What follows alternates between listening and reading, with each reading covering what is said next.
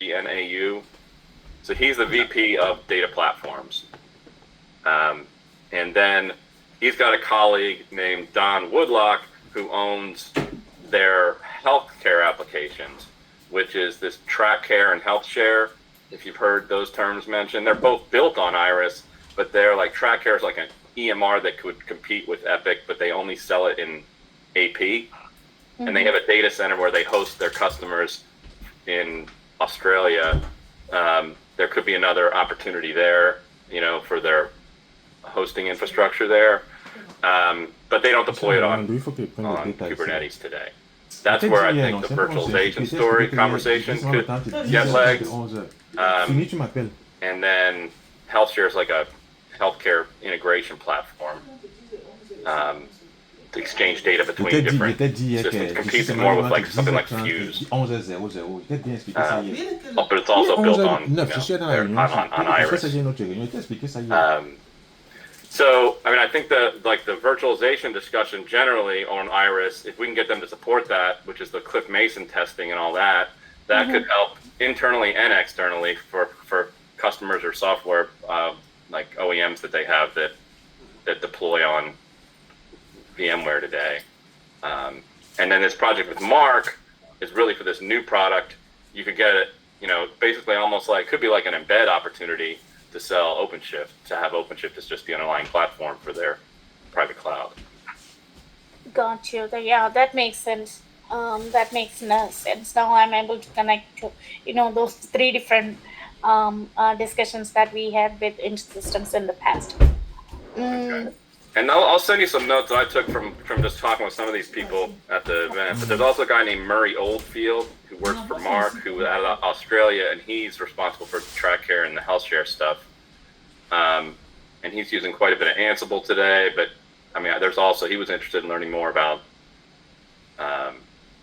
OpenShift and the virtualization story. I don't know if you've come across that name at all.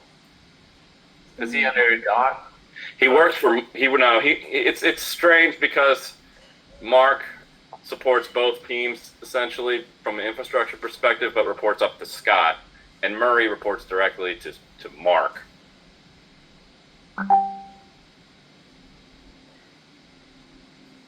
But Murray's based in Australia. Okay, I'm just trying to sum it up. So Mark makes info recommendations for their internal private cloud, which is not Iris. Is that right? No, it is. Everything is based on Iris. So this whole company there's nothing that they do that doesn't include Iris. And you'll hear the word cache mentioned a lot too. So cache, they renamed the product about 4 years ago. And it used to be called Intersystems Cache, which is a database that's been around since like the 60s.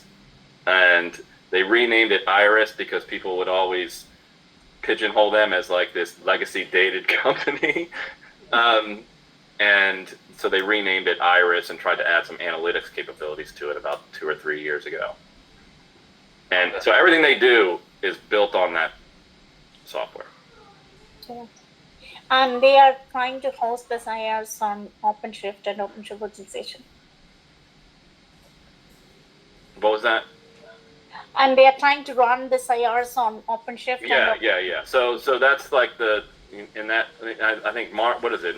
What's the other guy? Cliff. Cliff is doing testing. He wants to test how it runs from a virtualization perspective. Just compare VMware directly to OpenShift virtualization.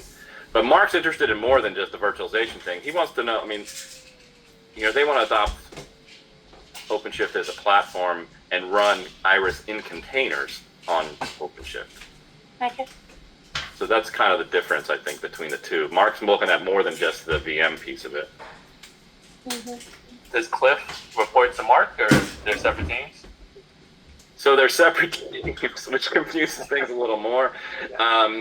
So Cliff and he's like part of. Well, actually, they're underneath Scott.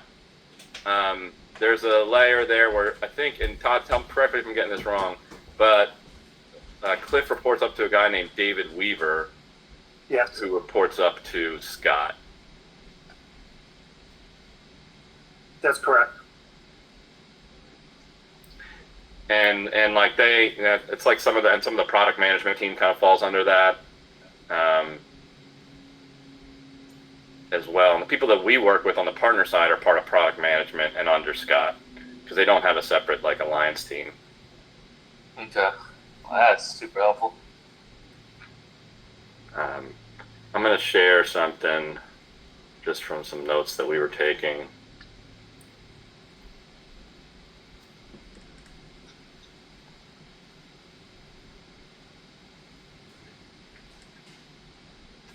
But if you convince Mark, you'll be in good shape. And I worked with him like 10 years ago when I was working at IBM, and he bought a bunch of hardware from IBM. Good guy. I mean, I've had a relationship with him for a long time. And the way he was talking, like, I think we're in the kind of preferred spot right now at what he's looking at, although he wants to leverage Portworx for the storage instead of like ODF. That's fine.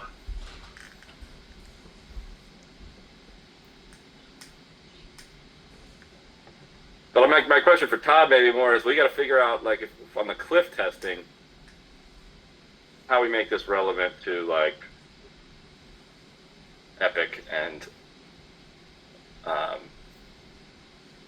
other OEM customers of theirs, so that we can sell that story to people that are running on. I mean, the performance will maybe be the proof of the pudding, but we need to try to sell that to other Intersystems customers.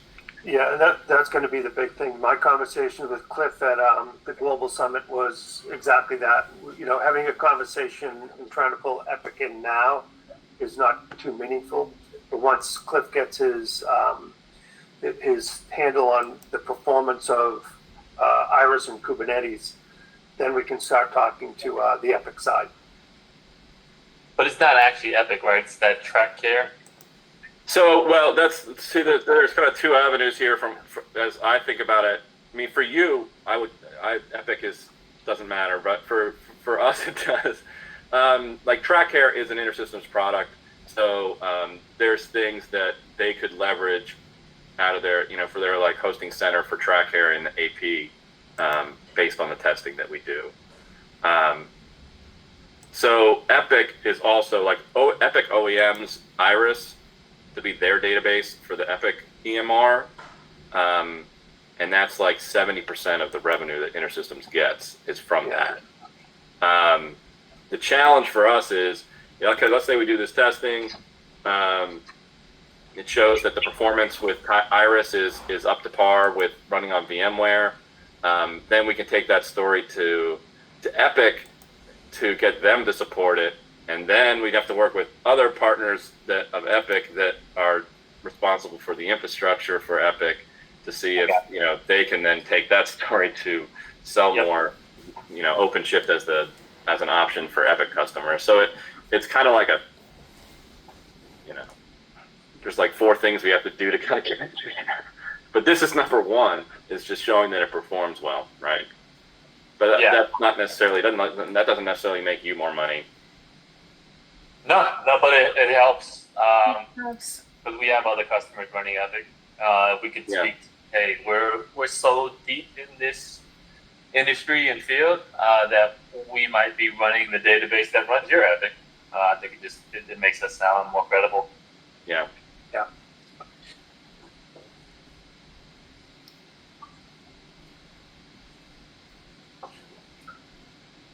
I mean, this is super helpful, right? But in our next discussion, that's going to be we'll be touching or maybe like OpenShift at a high level for Mark and team.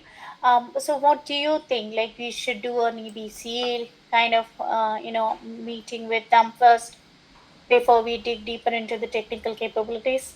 Will that be a good idea?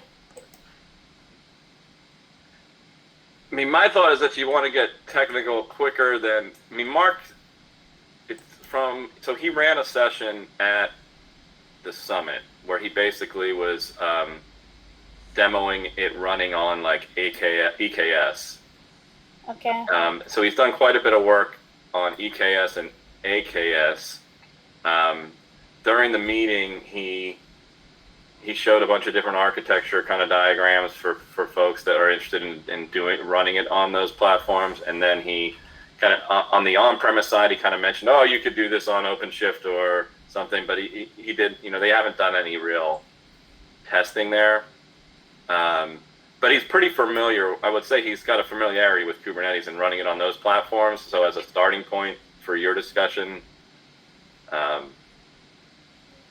he already knows quite a bit about Kubernetes, I guess. So, and that's why I think he asked a couple times during that meeting about getting to the demo.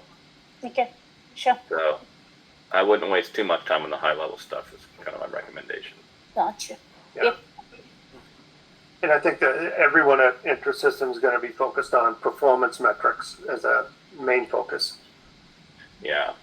Yeah, these guys are like mostly like kernel developers, and they all like went to MIT, and they're all like 60-year-old like guys who've been doing this. Yeah. Yeah, we had quite a few people come by that were like asking us way like in the weeds, like Linux kernel questions that I was like, I have no clue how to answer that. But they said 70% of their customers run on RHEL. Okay. That's a good flag. Yeah. Which is great.